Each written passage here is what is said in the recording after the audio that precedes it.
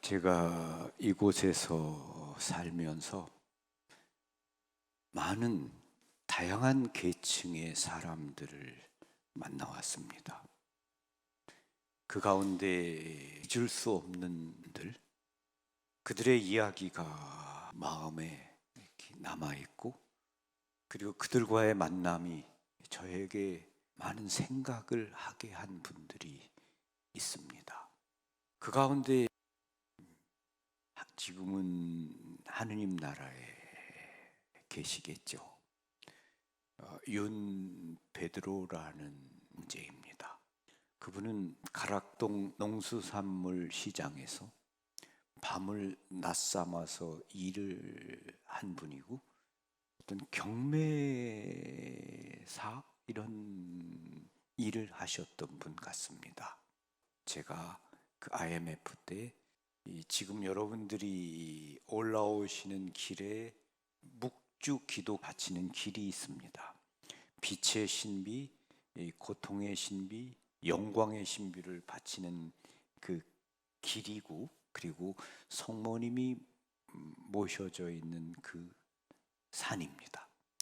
그 산을 IMF 때 분이 어떻게 된 건지 모르지만 선장가에게 그 땅을 증여하셨던 건지 그래서 그분의 그 산을 제가 거의 30억 가까이 그때 당시에 그 돈을 주고 매입을 하는데 한꺼번에 줄 돈이 없다. 그래서 은행 이자를 주고 매달 얼마씩 갚는 거로 땅을 샀습니다.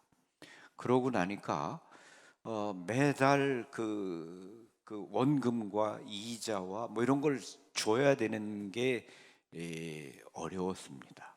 그러다 그런 어려움을 제가 소식지에다가 글을 썼습니다. 글을 써서 이번 달에는 우리 그 직원들에게 줄 급료도 조금 이렇게 걱정이 된다, 이런 얘기를 썼죠. 근데 전화가 왔습니다. 그러면서 그분이 이런 이야기를 했습니다. 저는 돈이 많은 사람이 아닙니다. 농수산물 시장에서 밤을 낮삼아서 일을 하고 있는 사람입니다. 제가 60이 되었을 때 이런 생각이 들었습니다. 나도 뭔가 좋은 일을 한번 해봐야 되는 거 아니냐. 내가 자녀를 키워왔고 이제 자녀가 자기 앞가림을 하게 되었고, 나도 세상에 뭔가 선을 한번 실천하고 싶다. 그래서 내가 은행에 저축을 하기 시작했습니다. 저축을 했는데, 그래서 하느님께 말씀을 드렸습니다. 그래서 제가 이 적금이 다 되면은 이것을 바치겠습니다. 어딘가에 이런 약속을 했습니다. 그래서 그분이 이제 적금을 분 게 이제 1억인 거예요. 네. 봤는데 IMF 때 이자가 23% 26% 이렇게 되니까 이자가 이제 계속 붙기 시작하는 거죠. 적금이 만기가 됐는데, 근데 그분 말씀이 저에게 이렇게 이야기하셨습니다. 이렇게 이자가 붙으니까 이자는 하느님과 약속한 게 아니지 않는가? 그러니까 이자는 내가 써도 되지 않나? 이런 그 마음이 나에게 생기면서 내가 참 불쌍해졌습니다. 그래서 제가 신부님 글을 읽었습니다. 그래서 제가 내일 신부님께 가겠습니다. 이러면서 그분이 거기에 붙은 이자와 그 몇백 원, 몇십 원까지 다 가지고 오셨어요. 그래서 그거를 저에게 주면서 성모님께 바치고 싶다고. 전 부자가 아닙니다. 제 평생 이건 저에게 있어서 큰 돈입니다. 그런데 저에게 주신 하느님의 은혜에 감사하고 이제까지 살아온 모든 것에 감사하면서 난 하느님께 기쁘게 이것을 드립니다. 성경은 말합니다.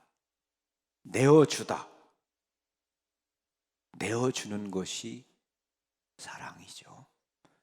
사랑은 내어주는 겁니다. 예수님께서 너희를 위해 내어주는 나의 몸이다.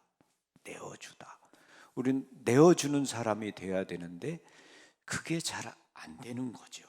내어주지를 못하는 거죠. 모든 것에 있어서 말입니다. 특히 우리는 마음을 내어주기가 너무 힘듭니다. 마음을 주다. 사실은 사람의 마음은 쉽게 열리지가 않습니다. 완고하고 그리고 자기 중심적입니다. 예수님께서 심지어 자기 목숨까지 미워하지 않으면 내 제자가 될 수 없다. 미워한다라는 이 표현을 정말 어떻게 이해해야 될까? 이것은 내 자신을 내가 극복하지 못한다면 세상에서 제일 어려운 그러한 어떤 상대가 있다면 바로 내 자신입니다. 내 자신을 극복하는 것, 내 자신의 이기심과 내 자신의 어떤 그 욕망, 내 자신의 그 마음을 끊어버리는 것이야말로 가장 어려운 겁니다. 누군가 나에게 그 잘못을 했을 때, 상처를 주었을 때 그를 이해할 수 있고 나라도 그랬을지도 몰라 라고 생각하면서 이해하고 용서하려는 마음을 갖는 이 태도, 이거 쉽지 않은 거죠. 우리는 예수님은 하느님이시니까 십자가 위에서 용서를 말씀하는 것이 쉬우셨을 것이다 라고 생각할 수 있을지도 모릅니다. 그러나 예수님이 느끼셨던 감정과 그분의 고통은 실질적인 것이었고 우리와 조금도 다르지 않습니다. 우리가 느끼는 그런 감정을 그분 다 그대로 느끼신 거죠. 우리보다 더 섬세하고 예민하고 아름다우신 분입니다. 그 때문에 우리보다 더 그런 감정과 마음을 느끼셨을 겁니다. 그럼에도 그분은 온유함을 잃지 않으셨습니다. 마지막 순간까지 온유하셨고 용서를 말씀하셨습니다. 당신 자신을 미워하시고 당신 자신을 극복하고 이긴 겁니다. 근데 우리는 우리 자신을 너무 사랑하죠. 자기 자신에는 한없이 관대하고 너그럽습니다. 근데 남에게는 아주 엄격합니다. 우리는 비교의 대상이 있다면 그것은 어제의 나와 오늘의 나고 1년 전의 나와 1년 후의 나 어떨까? 끊임없이 자기 자신이 비교의 대상이지 남과 나를 비교하면서 그러면 우리는 만족할 줄 모릅니다. 그리고 오직 불평하고 불만할 것이고 끊임없이 미움 속에서 살아갈 겁니다. 그래서 결국은 우리가 자신을 극복해야 되는데 그게 평화의 길입니다. 성모님께서는 이런 말씀을 하셨습니다. 파티마에서 하느님께서 너희에게 보내시는 고통을 너희가 기꺼이 참아받을 수 있겠느냐? 이것은 우리 삶의 비결입니다. 평화롭게 사는 비결. 3명의 어린이들 루치아, 프란치스코, 히아친타는 네 하고 응답했습니다. 그리고 자신의 삶 속에서 주어지는 어려운 일들, 괴로운 일들을 모두 다 죄인들의 회개를 위해서 기꺼이 참아받고자 했고 그리고 그들은 평화를 그럼으로써 잃지 않았습니다. 그들은 기꺼이 참아받으면서 감사하는 법을 배웠습니다. 우리의 삶에 있어서도 이것이 평화의 길입니다. 우리도 매일 살면서 우리를 괴롭히는 사람들, 우리의 마음을 아프게 하는 사람들을 매일 만납니다.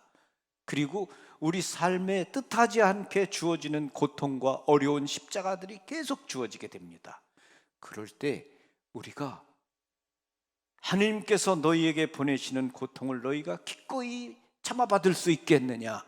죄인들의 회개를 위해서 희생으로 바칠 수 있겠느냐라는 이 성모님의 말씀을 생각하면서 내가 그것을 기꺼이 참아받고자 할 때, 그때 나는 평화를 잃지 않을 수 있고 여전히 감사하는 마음을 가질 수 있습니다.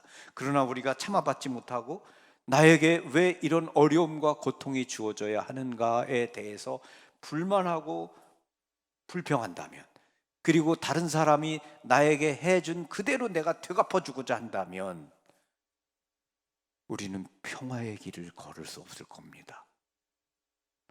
평화의 길은 십자가의 길입니다. 평화의 길은 자신을 극복하는 길입니다. 자신의 행동을 그리스도에 맞추는 것이지 결코 다른 사람에게 맞추는 것이 아닙니다. 우리는 많은 경우에 우리 행동을 다른 사람에게 맞춥니다. 저 사람이 나에게 잘해주면 내가 잘해주고, 저 사람이 나에게 미워하면, 상처를 주면 나는 그대로 갚아주려고 합니다. 그것은 누구나 다 그렇게 합니다. 예수님께서도 믿지 않는 사람도 그만큼은 한다라고 말씀하셨습니다. 어려움이 없는 사람은 세상에 그 누구도 없습니다. 다 슬픔과 고통이 있습니다. 그러나 감사는 누구나 다 하는 것이 아니죠. 그래서 우리가 감사를 배우는 길, 평화를 걷는 길, 그것은 기꺼이 받아들이는 겁니다. 여러분도 여러분 삶에 주어지는 어려운 일들을 잘 참아받고 받아들이시기를 바라고, 그리고 우리가 기도 없이는 또 그렇게 안 되는 거죠. 우리에게 그런 능력이 없습니다. 처음부터. 그건 성령의 선물입니다. 그래서 영적인 삶에 우리가 충실해야 되겠습니다. 그리고 정말 베푸는 것, 내어주는 것이 사랑이다. 그래서 여러분의 마음을 내어주시기를 바랍니다. 오늘 KBS 제1FM 라디오에서 그 오프닝 멘트로 나온 것이 이런 말이었습니다.